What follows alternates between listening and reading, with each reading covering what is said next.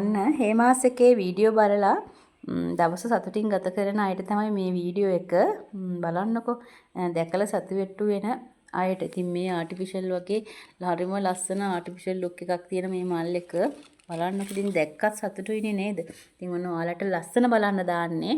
ඉතින් මේ වගේ වීඩියෝ එකක් ගොඩක් කට්ටිය ඉන්නවනේ අපින් පැල අරගන්න බලාගෙන හරි නේද? මේ ව්‍යාපාරය ගැන අධ්‍යයනය කරන අය හරි ඉතින් මල් එක්ක පැල ටිකක් ගන්න හොයන අය හරි නැත්නම් ඔයාලා සේල් කරන රීසේල් කරන අය හරි හේමාස් එකේ වීඩියෝ බලනවා. ඉතින් ඔන්න ලස්සන වීඩියෝ එකක් අද දාන්නේ විශේෂයෙන්ම මල් බලලා සතුටු වෙන අයට. ඉතින් ඔන්න මේ වගේ ලස්සන පැල ටිකක් හැමදාම මේ වගේ ලස්සන මල් ගොඩකුත් එක්ක නේද බුදුරජාණන් වහන්සේ කියලා නම් තියෙන්නේ දවල් රැ පින් සිද්ධ වෙන වැඩ කියලා නේද මල් හදන මල් පළතුරු පැල හදන මල් හදන අයට. ඉතින් අපි දවස ගෙවෙන්නේ අපි මේවත් එක්ක තමයි. ඉතින් කාලේ යනවා දැනෙන්නේ නැහැ. ඒක නම් ඉතින් කියන්න ඕනි. බුදුම විදිහේ මානසික සතුටක් නේද ලෝකේ ලස්සනම ව්‍යාපාරය නේද ඊළඟ ආත්මෙත් මම ප්‍රාර්ථනා කරන්නේ උපාධිධාරණයක් වුණත් ලස්සන මල් සේල් කරන කෙනෙක් නේ මම. ඉතින් මේ වගේ නිදහසේ නේද කොහේ හරි ඩිපාර්ට්මන්ට් එකකට වැඩට යනවට වඩා ඇත්තටම මම පුදුම සතුටක් ලබනවා.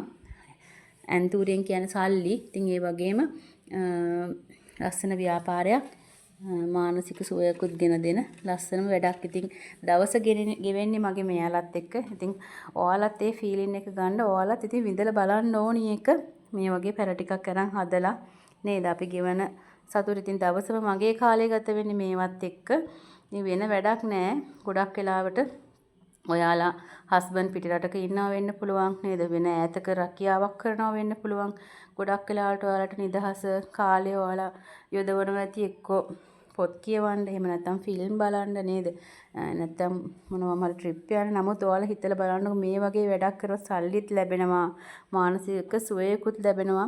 වෙන මොනවත්ම නැහැ අපිට නම් ජීවිතේ වෙන දෙයක් ඇත්තෙම නැහැ. මේකම තමයි ජීවිතේ වෙලා තියෙන්නේ. ඉතින් ගොඩක් වෙලාවට කාන්තාවන්ට වැරදි වැඩවලින් විශේෂයෙන් වෙනස් දේවල් ගැන හිතන්න වෙනස් මේ දෙයක් හිතන්න වෙලාවක් ඇත්තෙම නැහැ. වැරදි වැඩ කරනවා ගොඩාක් අඩුයි මල් හදන කට්ටිය. ඉතින් මොකද ඒගොල්ලොන්ට වෙන වැඩක් කරන්න දැන එයාලගේ ලෝකෙම මේකනේ.